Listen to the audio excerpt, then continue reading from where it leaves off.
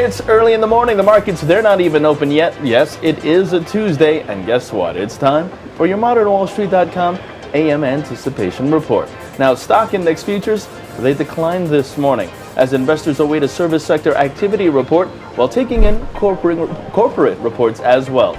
July's ISM service sector report to be released at 10 a.m. Eastern and is expected to show continued expansion. Also, June factory orders out today at 10 a.m. as well, with a rise of 0.6% expected in the month. This according to Reuters.